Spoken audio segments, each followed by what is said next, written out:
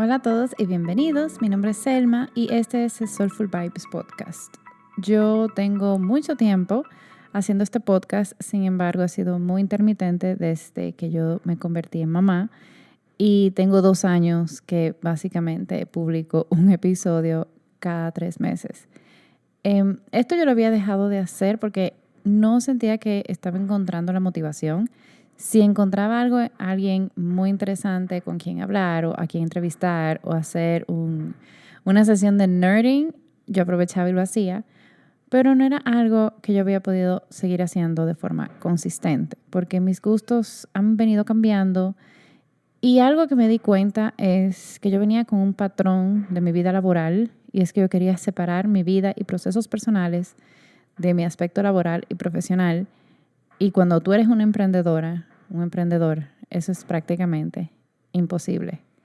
Y estos últimos meses han sido de muchos jamaqueos, muchos shakes emocionales, de yo encontrar mi porqué o reconectar mi porqué y por qué yo comencé. Y esto se ha visto afectado en mi negocio, o sea, en agosto yo básicamente bajé mucho en mis ventas y mis ingresos fueron 1/3 de lo que yo normalmente genero. Así que eso provocó de que yo hiciera un stop and check y analizar qué era lo que estaba pasando. También algo muy importante que se acercó en la misma fecha, todo pasó en la misma fecha y yo no creo que haya sido casualidad, pero se acercaba el 12 aniversario de mi papá, de muerte de mi papá, y el asesino estaba pidiendo libertad condicional. Así que todo se empezó como a mezclar. Yo había mencionado esto de una forma superficial, quizás en algún podcast o en algún post hace mucho, y yo no había como que hecho la relación de cómo me había afectado tanto a nivel profesional. O sea, yo sabía que me había afectado a nivel personal, pero yo no había visto la magnitud, sino hasta ahora, 12 años después, o sea, 12 años después, que sí veo. Y no había querido compartir esto. O sea, honestamente a mí me había dado mucho miedo de hablar del asesinato de mi papá por redes sociales, por miedo a qué pensarán, por miedo a que dirán, no, mira, está usando la muerte de su papá para monetizar. Pero en realidad, mucha de la Selma que ustedes ven ahora mismo se empezó a moldear después de su muerte. Y si regresamos a la Selma de hace 12 años, o sea, yo tenía 23 años y yo andaba por la vida como tranquila porque yo sentía una red de seguridad, así como los trapecistas cuando hacen las vueltas de maromas con su red de seguridad abajo, así yo me sentía cuando estaba mi papá. Y yo andaba como un poco loose en la vida, no sé qué otra forma decirlo, porque si yo era muy, en cuanto a lo profesional, yo siempre era muy decidida, que yo quería estudiar marketing, que yo quería hacer maestría, todo esto, pero a nivel personal yo era como, no pensaba mucho las cosas, igual eran 23 años, yo fumaba, yo bebía bastante a nivel de emborracharme, yo salía mucho, yo también hacía deporte como esquí náutico, que es considerado casi un deporte extremo, no es extremo, pero casi. Y confieso que yo era muy enamoradiza. Un poco diferente a lo que yo soy ahora. El que me conoce ahora y está escuchando esto dice, Selma, it doesn't look like you at all. Pero fueron muchas cosas que después de eso, y yo creo que algo que influyó en que yo cambiara tanto como persona también, es que él y yo tuvimos una pelea muy fuerte, unas 2 semanas antes de que lo mataran, donde duramos 2 semanas sin hablar y ahí mismo murió. No nos pudimos reconciliar. Hablaré quizás de esa pelea en un momento que yo esté lista para decirlo públicamente. Pero honestamente, yo empecé a tomar muchas decisiones después de su muerte, también basada en esa pelea que tuvimos. Y yo no había proyectado a lo que esas decisiones me iban a llevar al final. Lo que sí es que yo pensaba mucho es que es lo que hubiera querido mi papá para mí y es que yo fuera feliz. Entonces, después de su muerte, yo dejé de fumar. Decidí también perseguir mis sueños en ese momento, que era hacer una maestría fuera de República Dominicana. Y me fui a UK y me gané media beca de la universidad allá, media beca del gobierno aquí. Y cuando estaba allá en Londres, fue que yo empecé a hacer yoga constantemente. Antes yo hacía yoga, pero me aburría o me lo encontraba como muy... No, pero ya después de la muerte de mi papá y viviendo allá en Londres fue que yo empecé a hacer yoga como por lo menos una vez a la semana. Y cuando yo volví de la maestría, que esa también es otra historia, yo me certifiqué como maestra de yoga y luego entonces me certifiqué como especialista de Ayurveda. Y hubo también un cambio grande en cuanto a mi mentalidad con relación a mi emprendimiento y mi relación con el trabajo por esa situación. Y yo hice una historia de esto en TikTok que cuando mi papá murió yo tuve que pedir día de vacaciones en el empleo que yo tenía para velarlo. Y unos 3 meses después, cuando empezaron los juicios y las audiencias, los jefes que yo tenía en ese momento me dijeron que ya era tiempo de superarlo y que yo estaba dejando que el asesino controlara todos los aspectos de mi vida, que habían pasado apenas 3 meses, yo tenía que ir a audiencias, ver el asesino ahí, obvio que se me iban a olvidar las cosas. Pero ahí yo pensé como que, ok, en un empleo solo le importas mientras tú seas buen empleado. Como que ya en el momento de que tú dejas de ser buen empleado, dejas como un poco de importarle como persona. Yo no estoy diciendo que eso haya sido así, yo estoy diciendo que eso fue lo que yo pensé en ese momento. Yo tenía 23 años, ni siquiera había cumplido 24. Y me empecé a dar cuenta de un patrón que no me estaba gustando para nada. Porque aunque yo hubiera cambiado de trabajo, que yo cambié de trabajo varias veces, las audiencias y los juicios seguían. Y se repetía el mismo patrón. O sea, yo recuerdo que en otro trabajo que yo tenía, después de 3 días de juicio, de audiencia, me pidieron que yo fuera a la oficina un viernes a las 5 de la tarde, o sea, literal, se terminó la audiencia y me dijeron, Selma, ven, vienes a las 5 de la tarde para resolver un tema. Yo no sabía poner límites en ese momento y por miedo a que me despidieran, por miedo a decir que no, por miedo a quedar mal, un montón de cosas, yo iba.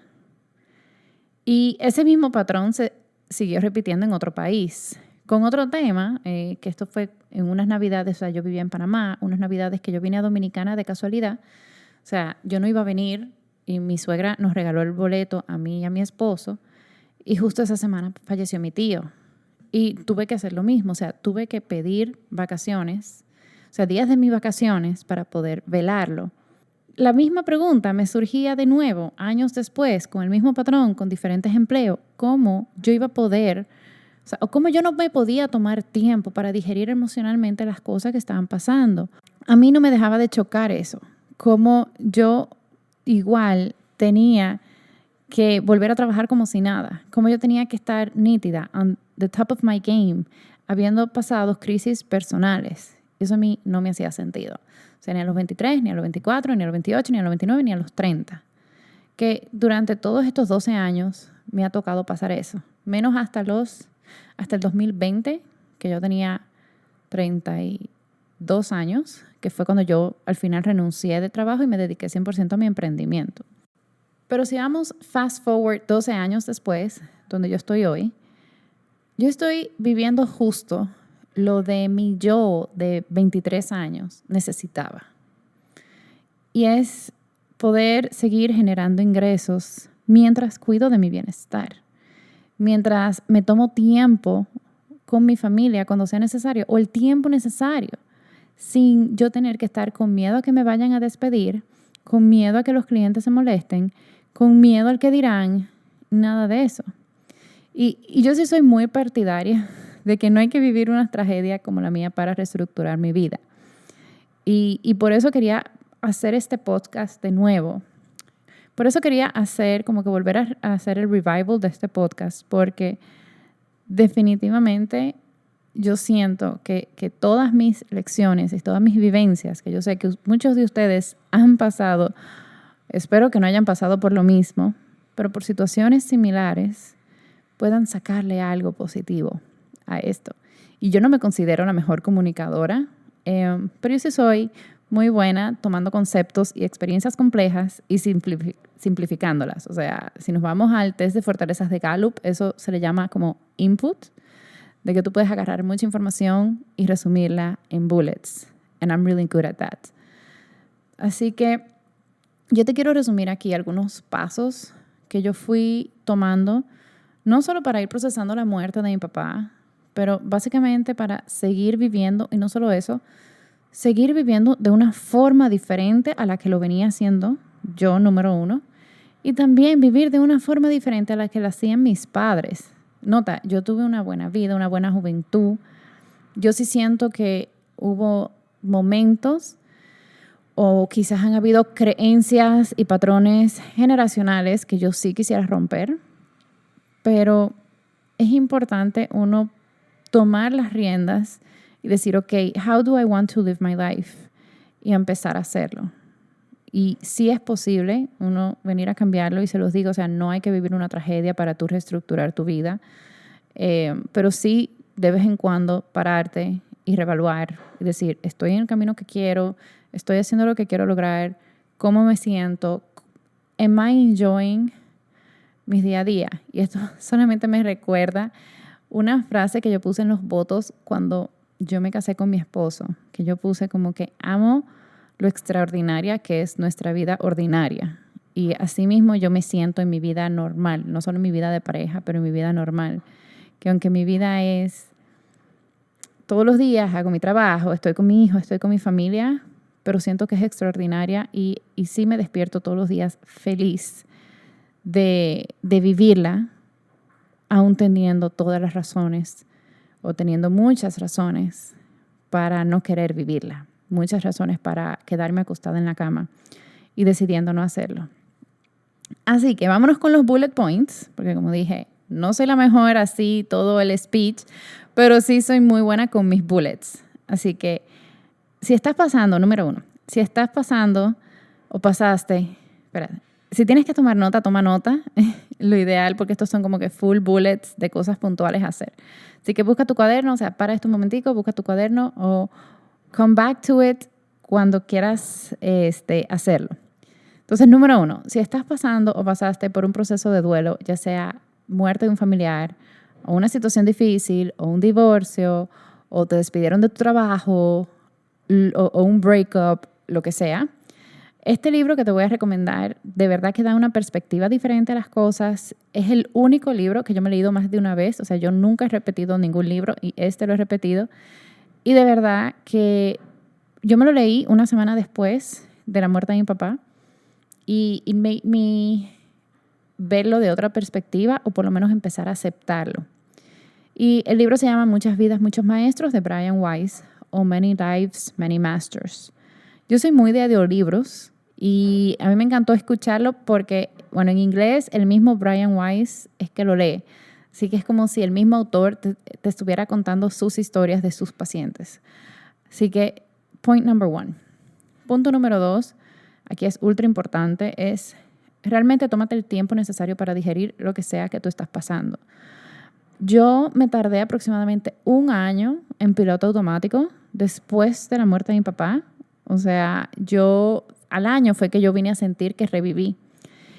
Y está bien durante ese momento dar the bare minimum. O sea, yo iba al trabajo, pero no era que yo estaba botándola ni luciéndome. O sea, yo iba a trabajar y después llegaba a mi casa.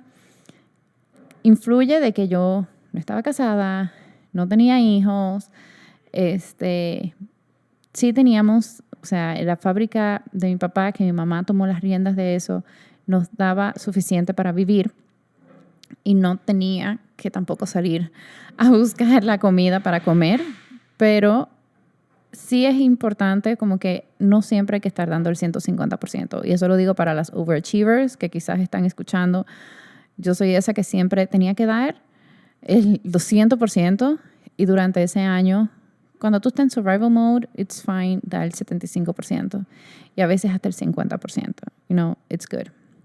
Número 3, y esta me hubiera gustado saberlo hace mucho y apenas lo aprendí hace 1 año, y es muévete. O sea, move thy body.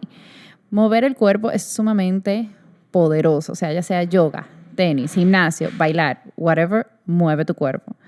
Porque cuando llevamos las emociones al cuerpo, uno sale como con más claridad, uno sale más liviano y se digiere. Se digiere de una forma muy diferente. O sea, yo tengo 1 año que aprendí esto y ha cambiado, inclusive las audiencias con el asesino siguen, y han cambiado mucho cómo yo manejo esos días de revivir este dolor, de la tensión y claro, ahora yo sí tengo un hijo, yo tengo un esposo, yo tengo muchos clientes, yo tengo muchas líderes en mi equipo que yo digo, ok, este estrés, esta molestia, toda esta mezcla de emociones cada vez que vienen una audiencia o que viene un juicio, yo no puedo pasárselo a esas personas. Entonces, mover mi cuerpo, literal, hasta dar patadas en el aire, trancada en mi cuarto, me ha ayudado un montón a ir canalizando esas emociones de una forma saludable, que no hace que yo me las quede adentro y que después yo explote, porque eso era lo que yo hacía.